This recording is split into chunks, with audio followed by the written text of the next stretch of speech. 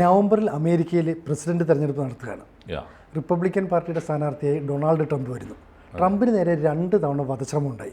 ഇപ്പോൾ ഇറാനിൽ നിന്ന് വീണ്ടും വധഭീഷണി ഉണ്ടാകുന്നു. അതുകൊണ്ട് ട്രംപിൻ്റെ സെക്യൂരിറ്റി സംവിധാനങ്ങൾ കൂടുതൽ വർദ്ധിപ്പിച്ചു അല്ലെങ്കിൽ ശക്തിപ്പെടുത്തി. അപ്പോൾ ട്രംപ് തന്നെ പറയുകയാണ്, ഇത്തരത്തിലുള്ളൊരു സെക്യൂരിറ്റി സംവിധാനത്തിൽ ഞാനിത് ആദ്യമാണെന്ന്. അങ്ങനെ ഇറാൻ്റെ ഭാഗത്ത് നിന്ന് അമേരിക്കയ്ക്ക് നേരെ ഒരു ആക്രമണ സാധ്യത ഉണ്ടാകുമോ? ഇപ്പോഴത്തെ സാഹചര്യത്തിൽ ഇത് ഒരു ISI സ്റ്റോറിയാണ്, അമേരിക്കൻ ഇൻ്റലിജൻസിൻ്റെ സ്റ്റോറിയാണ്. അമേരിക്കയിലെ ഓരോ തിരഞ്ഞെടുപ്പിലും അവിടുത്തെ കോർപ്പറേറ്റ്സ് ആണ്, അറിയാലോ. അമേരിക്കൻ ഭരണാധികാരികൾ എന്ന് പറഞ്ഞാൽ നമ്മൾ ഈ പുറത്ത് കാണുന്ന പ്രതീകങ്ങളല്ല. അതിൻ്റെ പുറകിൽ വമ്പൻ കുത്തക ശക്തികളുണ്ടാവും. അവരുടെ താല്പര്യം എന്ത് എന്ന് പലപ്പോഴും ദുരൂഹമായിരിക്കും. പക്ഷേ അവരുടെ താല്പര്യങ്ങൾ പുറത്ത് പ്രകടിപ്പിക്കുന്ന ISI ആണ് പലപ്പോഴും. അമേരിക്കൻ ചാരസംഘടന പലപ്പോഴും പുറത്തുവിടും. അതായത് അപ്പോൾ അമേരിക്കൻ തിരഞ്ഞെടുപ്പിൻ്റെ ഭാവി നിർണ്ണയിക്കുന്നതിൽ വലിയ പങ്ക് വഹിക്കുന്നുണ്ട് ISI. അപ്പോൾ ഇപ്പോൾ പുറത്തു വന്ന, എനിക്ക് തോന്നുന്നു, ഈ നിരന്തരമായി ഇദ്ദേഹത്തിന് നേരെ ആക്രമണങ്ങൾ നടക്കുന്നു. ഇപ്പോൾ ഈ തെരഞ്ഞെടുപ്പിന് തൊട്ട് മുമ്പായി ഇറാൻ ആക്രമിക്കും എന്ന അവസ്ഥയുണ്ടാകും. ഇറാന് അമേരിക്കയെ ശിഥിലപ്പെടുത്താനുള്ള, അമേരിക്കൻ ഭരണകൂടത്തെ അസ്ഥിരപ്പെടുത്താനുള്ള തന്ത്രങ്ങളും പദ്ധതികളൊക്കെ ഉള്ള ഒരു കാലമുണ്ട്. അത് ഖുമൈനിയുടെ കാലമാണ്. ഖാംനയുടെ കാലത്തും പതുക്കെ അതിൽ വെള്ളം ചേർക്കുക, ആ നിലപാടുകളൊക്കെ മാറ്റി അത് അപ്രായോഗികമാണ് തിരിച്ചറിയുകയും അമേരിക്കയോട് കുറേ കൂടി സമരസപ്പെട്ട് പോകാനുള്ള ഒരു താല്പര്യവും ഇപ്പോൾ ഇറാനുണ്ട്. മാത്രമല്ല, ഇറാൻ ചെയ്യുമായിരുന്നെങ്കിൽ, ഇറാൻ വമ്പിച്ച് അഗ്രസീവായ അതിതീവ്രമായ നിലപാടെടുത്തിട്ട് ഒരു ആഗോള യുദ്ധത്തിലേക്ക് പോകാനൊക്കെ ഇറാന് താല്പര്യം ഉണ്ടായിരുന്നെങ്കിൽ അത് ഇസ്രായേലിനോട് കാണിക്കേണ്ടതാണ്. ഹമാസിൻ്റെ, അറിയാലോ, ഹമാസിൻ്റെ തലവൻ ഇസ്മായിൽ ഹനിയ കൊല്ലപ്പെടുന്നത് ഇറാനിൽ വെച്ചിട്ടാണ്. അപ്പോൾ എന്നിട്ട് പോലും ഇറാൻ ഒരു വലിയ യുദ്ധത്തിന് നേരിട്ട് മുൻകൈ എടുത്തിട്ടില്ല. ആകെ ചെയ്തത് ഈ ഹിസ്ബുള്ളക്ക് സ്ക്രൂ ചെയ്ത് ഇട്ടിട്ട് ലെബനോൺ മുഖേന നടത്തുന്ന ഓപ്പറേഷനേ ഉള്ളൂ. ഡയറക്റ്റ് അറ്റാക്കിന് പോയിട്ടില്ല. ഇസ്രായേലിനോട് പോകാത്ത ഒരു ഇറാൻ ഇനി അമേരിക്കൻ പ്രസിഡന്റിനെ നേരിട്ട് അറ്റാക്ക് ചെയ്യാൻ വരുമെന്ന് ഇപ്പോഴത്തെ സാഹചര്യത്തിൽ നമുക്ക് വിശ്വസിക്കാൻ വയ്യ. കാരണം അമേരിക്കയോട് പോലും വ്യാപാര കരാറുകൾ ഉണ്ടാക്കി ഐക്യപ്പെട്ടു പോകുന്നു. ഇറാൻ്റെ കടുത്ത എതിരാളിയായ സൗദി അറേബ്യയോട്, സുന്നി രാജ്യമായ സൗദി അറേബ്യയോട് ഷിയ രാജ്യമായ ഇറാൻ ഐക്യപ്പെട്ടു പോകുന്ന ഒരു ശീത കാലാവസ്ഥയാണ് ഇപ്പോൾ ഉള്ളത്. മീൻസ് ഒരു ശാന്തമായ കാലാവസ്ഥയാണ്. ആ കാലാവസ്ഥയിൽ ഇറാൻ ആത്മഹത്യാപരമായൊരു നീക്കം നടത്തുമെന്ന് നമുക്ക് ഇപ്പോൾ വിശ്വസിക്കാൻ വയ്യ. ഇതിൻ്റെ പിന്നിലാരാണ്? മാത്രമല്ല, ട്രംപിന് നേരെ വെടിവെച്ചല്ലോ ഒരു പയ്യൻ. അതിൻ്റെ പിന്നിൽ പോലും ഇത്തരത്തിലുള്ള അന്താരാഷ്ട്ര ശക്തികളുണ്ട് എന്ന് തെളിയിക്കാൻ കഴിഞ്ഞിട്ടില്ല അവർക്ക്. പറ്റുമായിരുന്നെങ്കിൽ അമേരിക്കൻ അന്വേഷണ ഏജൻസിക്ക് എന്നോ കഴിയേണ്ടതാണ്. ഏതെങ്കിലും ഒരു രാജ്യത്തിൻ്റെ പരോക്ഷമായ സൂചന ഉണ്ടെങ്കിൽ പോലും പറയേണ്ടതാണ്. അത് പറഞ്ഞിട്ടില്ല. അപ്പോൾ അവിടുത്തെ തന്നെ പ്രശ്നങ്ങളാണ്. ഇപ്പോൾ ട്രംപിനെ നേരിടുന്നത് ആഭ്യന്തരമായ വെല്ലുവിളികളാണ്. മാത്രമല്ല, ഈ തെരഞ്ഞെടുപ്പിൽ ഇപ്പോൾ ബൈഡൻ പിൻവാങ്ങിയപ്പോൾ നമ്മൾ വിചാരിച്ചത്, ബൈഡൻ വളരെ ദുർബലനായിരുന്നു, രോഗിയായിരുന്നു, അദ്ദേഹത്തിന് അവശനായിരുന്നു, അദ്ദേഹത്തിൻ്റെ പെർഫോമൻസ് വളരെ മോശമായിരുന്നു. അപ്പോൾ നമ്മൾ വിചാരിച്ചത് ഇക്കുറി ഡെമോക്രാറ്റ്സിൻ്റെ കാര്യം കഷ്ടമാണെന്ന് വിചാരിച്ചിരുന്നല്ലോ. പക്ഷേ ബൈഡൻ്റെ രണ്ടാമതായി നിന്ന, ബൈഡൻ്റെ തൊട്ടു പുറകെ നിന്നിരുന്ന കമല സ്ഥാനാർത്ഥിയായി വന്നതോടുകൂടി ചിത്രം മാറി. ഇപ്പോൾ ഇതാ ഏറ്റവും ഒടുവിലത്തെ റിപ്പോർട്ട് അനുസരിച്ച്, അവരുടെ തന്നെ അമേരിക്കൻ മാധ്യമങ്ങളുടെ ഇൻ്റലിജൻസിൻ്റെ റിപ്പോർട്ട് അനുസരിച്ച് കമല മുന്നിട്ട് നിൽക്കുകയാണ്. അപ്പോൾ കമല മുന്നിട്ട് നിൽക്കുമ്പോൾ ഒരുപാട് പേരുടെ താല്പര്യങ്ങൾ പ്രശ്നമുണ്ട്. ഒന്ന്, അമേരിക്കക്കകത്ത് ഈ ട്രംപ് സ്വീകരിക്കുന്ന നയങ്ങളും കമല സ്വീകരിക്കുന്ന നിലപാടുകളും തമ്മിലുള്ള പ്രകടമായ വ്യത്യാസമുണ്ട്. ഇപ്പോൾ പോപ്പിന് പോലും ആ നിലപാട് എടുക്കേണ്ടി വന്നു. രണ്ടുപേരും ഈക്വലി ഡെവിൾസാണ് എന്ന് പറഞ്ഞു. അതുകൊണ്ട് ലെസ് ഡെവിൾ ആരാണോ അവർക്ക് വോട്ട് ചെയ്യാനൊക്കെ മീൻസ് പോപ്പിന് പോലും പറയേണ്ടി വന്നു. എന്താ കാര്യം? ഈ ഇദ്ദേഹത്തിൻ്റെ ഡെവിൾ ഒട്ടും ചെറുതല്ല. ഇദ്ദേഹം അവിടെ, ഇപ്പോൾ അമേരിക്ക എന്ന് പറയുന്നത് കുടിയേറ്റക്കാരുടെ രാജ്യമാണ്. 1493 കൊളംബസ് വരുമ്പോൾ അവിടെ ഉണ്ടായിരുന്ന ആകെ അവിടുത്തെ ആദിമ നിവാസികളായ ഈ റെഡ് ഇന്ത്യൻസ് ആണ്. അവരെ മുഴുവൻ അട്ടി ഓടിച്ചിട്ട് പിന്നെ ഈ വന്നവരുണ്ടാക്കിയ രാജ്യമാണ്. താരതമ്യേന ലോകത്തിലെ പല രാജ്യങ്ങളുടെയും ഒരു ചരിത്രം നോക്കുമ്പോൾ കുറഞ്ഞ കാലം കൊണ്ട് കെട്ടിപ്പടുത്തുണ്ടാക്കിയ ഒരു സിവിലൈസേഷനാണ്. അതവർ മനോഹരമായിട്ട് ഉണ്ടാക്കിയിട്ടോ, യാതൊരു തർക്കവുമില്ല.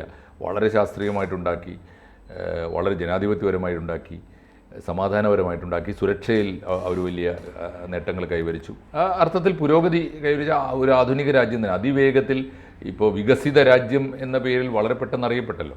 പുരാതന രാജ്യങ്ങളായ ഇന്ത്യയെ പോലെ ഗ്രീസിനെ പോലുള്ള രാജ്യങ്ങളെക്കാളൊക്കെ എത്രയോ മുൻപന്തിയിലെത്തി. അതെ, അങ്ങനെ അറിയപ്പെട്ടപ്പോൾ ഒരു പ്രശ്നം ഉണ്ടായത് അവരൊരു ലോക പോലീസിന്റെ റോൾ എടുത്തു.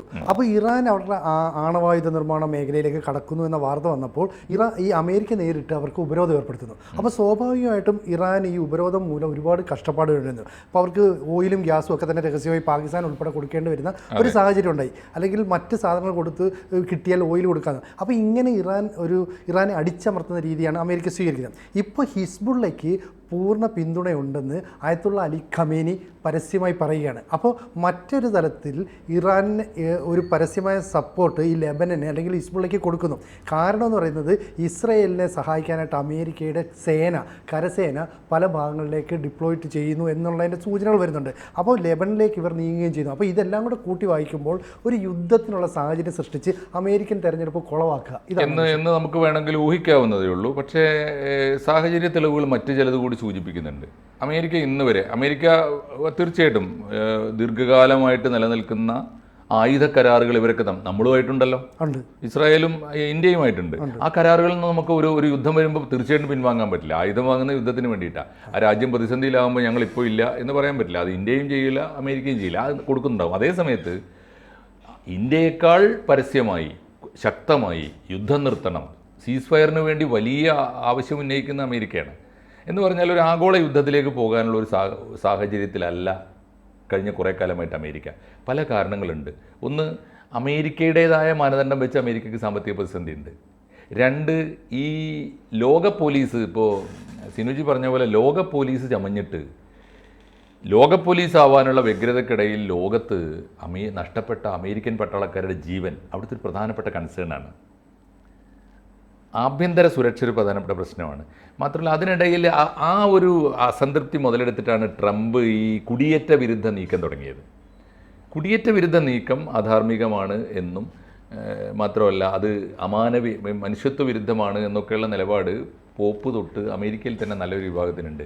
ആ നിലപാട് മുതലെടുത്തിട്ടാണ് കമല വളരെ ശക്തമായിട്ട് അത് ഉപയോഗിക്കുന്നത്. പക്ഷേ അതേ സമയത്ത് കമലക്കെതിരെയുള്ള വിയോജിപ്പുകളും വിമർശനങ്ങളും, കമല പുതിയ തലമുറയോടൊപ്പം നിൽക്കുന്നു, പുതിയ സ്ത്രീകളുടെ ഡിമാൻഡിനോടൊപ്പം നിൽക്കുന്നു, ഈ അബോർഷന് വേണ്ടി വാദിക്കുന്നു.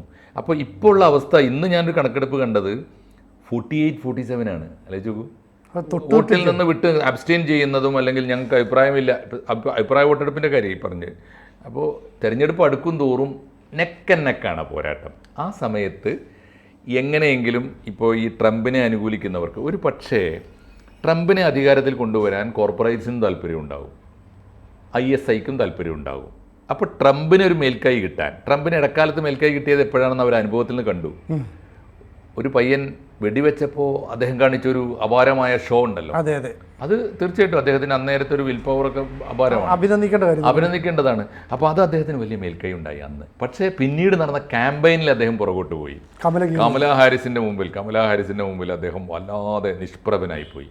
കമല വല്ലാതെ മുന്നേറി വന്നു. ഇനിയിപ്പോൾ ഇലക്ഷൻ അടുക്കുമ്പോൾ ഈ ട്രംപിന് മുന്നേറ്റം കൊടുക്കാൻ കണ്ടെത്തിയ ഒരു വഴിയാവണം ഈ ആഗോള ഗൂഢാലോചന. ഇപ്പോൾ ചൂണ്ടിക്കാണിക്കാൻ വേണമെങ്കിൽ പറയാവുന്നത്, സിനുജി പറഞ്ഞ ഈ കാരണങ്ങളൊക്കെ നിരത്തിക്കൊണ്ട് ഇസ്രായേൽ, ലെബനോൺ, ഹിസ്ബുള്ള, ഹമാസ് ഒക്കെ ചൂണ്ടിക്കാണിച്ചുകൊണ്ട് ട്രംപിനെ ശരിപ്പെടുത്തുന്നത് ഇറാൻ്റെ താല്പര്യമാണെന്ന് വരുത്താം.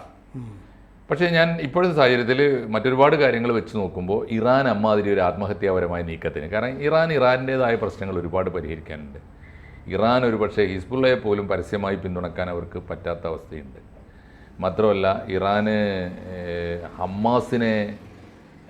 ഹമാസിൻ്റെ നേതാവ് ഇസ്മായിൽ ഹനിയയെ സ്വന്തം രാജ്യത്ത് വെച്ച് കൊലപ്പെടുത്തിയത് അവരാണെന്ന് ഏറ്റെടുക്കാൻ പോലും അവർക്ക് പ്രയാസമുണ്ടായി. പണ്ട് അങ്ങനെ ആയിരുന്നില്ല. കാരണം അവർ പോലും ആഗ്രഹിക്കാത്തതാണ് ഇറാനകത്ത് നടക്കുന്നത്. അവരുടെ കയ്യിൽ നിന്ന് പോയിട്ടുണ്ട് പലപ്പോഴും. അവരുണ്ടാക്കിയ തീവ്രവാദം, ഹൂത്തി തീവ്രവാദമായാലും ഈ ഹമാസ് ആയാലും ഹിസ്ബുള്ള ആയാലും ഒക്കെ അങ്ങനെ ഉണ്ടല്ലോ. ഒരു ഭരണകൂടത്തിന് പതുക്കെ റിയാലിറ്റി വരുമ്പോൾ, യാഥാർത്ഥ്യത്തിലേക്ക് അവർ ഉണരുമ്പോൾ, അവരുണ്ടാക്കി വെച്ച, അവർ തുറന്നുവിട്ട ഭൂതങ്ങളുണ്ടല്ലോ, അതിനെ തിരിച്ച് കുടത്തിലടക്കാൻ എളുപ്പമല്ല. ഇത് തീവ്രവാദത്തിൻ്റെ എല്ലാ കാലത്തെയും പ്രശ്നമാണ്. അപ്പോൾ ഇപ്പോഴത്തെ അവസ്ഥയിൽ എനിക്ക് വിശ്വസിക്കാൻ തോന്നുന്നില്ല. കാരണം ഇത് ഒരു സ്റ്റോറി ആവാൻ, ക്രിയേറ്റഡ് കൺകോക്റ്റഡ് സ്റ്റോറി ആവാനാണ് സാധ്യത. ISI ഇത്തരം സ്റ്റോറീസ് ഉണ്ടാക്കുന്നതിലും അത് ലോകം മുഴുവൻ പ്രചരിപ്പിക്കുന്നതിലും വിദഗ്ധന്മാരാണ്. അതുകൊണ്ട് ട്രംപിന് നേരെ നടന്ന ഈ സംഭവത്തിൽ ആർക്ക് പങ്കുവഹിച്ചാലും, ഞാൻ തീർച്ചയായിട്ടും വധശ്രമം നടന്നിട്ടുണ്ടാവും, ISI കണ്ടെത്തിയിട്ടുണ്ടാവും. അതിൻ്റെ പിന്നിൽ ആരാണ് എന്ന് അവർക്ക് അറിയാഞ്ഞിട്ടാവില്ല, ഇനി അറിഞ്ഞിട്ട് മൂടി വെക്കുന്നതാണോ എന്നറിയില്ല. എന്തായാലും അത് അമേരിക്കയുടെ ആഭ്യന്തര പ്രശ്നമാവാനേ വഴിയുള്ളൂ, നേരത്തെ നടന്ന വധശ്രമം പോലെ എന്നാണ് ഈ സമയത്ത് നമുക്ക് പറയാൻ പറ്റുക. അപ്പോൾ ജൂലൈയിൽ ഈ ട്രംപിന് നേരെ ഉണ്ടായ വധശ്രമത്തിലും ഇറാന് പങ്കുണ്ടെന്ന് പറഞ്ഞിട്ടില്ല. അപ്പോൾ പക്ഷേ ഇപ്പോൾ ട്രംപിനെ വധിക്കാൻ ഇറാൻ്റെ പദ്ധതിയുണ്ടെന്ന് ഈ പറയുന്ന അമേരിക്ക ട്രംപിനെ ബോധ്യപ്പെടുത്തുന്നു, ട്രംപിൻ്റെ സുരക്ഷാ സംവിധാനങ്ങളൊക്കെ ശക്തിപ്പെടുത്തുന്നു.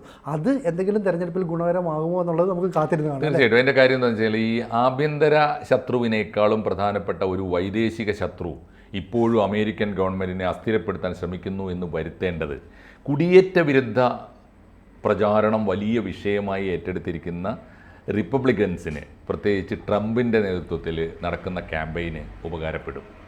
അതിനുവേണ്ടി നിർമ്മിച്ചൊരു സ്റ്റോറി ആയിരിക്കണം. തീർച്ചയായിട്ടും ഡീറ്റെയിൽസ് എന്തെങ്കിലും സബ്സ്റ്റാൻഷ്യൽ എവിഡൻസുമായി വന്നാൽ അപ്പോൾ നമുക്ക് തുടർച്ചയായിട്ട് വീണ്ടും ചർച്ച ചെയ്യാം. ഇപ്പോഴത്തെ അവസ്ഥയിൽ ഈ അമേരിക്കൻ ഇൻ്റലിജൻസിനെ ഒരു തെല്ലൊരു സംശയത്തോടെ കാണുന്നതാണ് മൂന്നാം ലോകത്തെ സാധാരണക്കാരായ നമുക്ക് നല്ലത് എന്നാണ് എനിക്ക് തോന്നുന്നത്. കാത്തിരിക്കാം. തീർച്ചയായിട്ടും. കൂടുതൽ വാർത്തകളും വിശേഷങ്ങളും നിങ്ങളിലേക്ക് എത്താൻ ABC മലയാളം സബ്സ്ക്രൈബ് ചെയ്യുക, ബെൽ ബട്ടണും അമർത്തുക.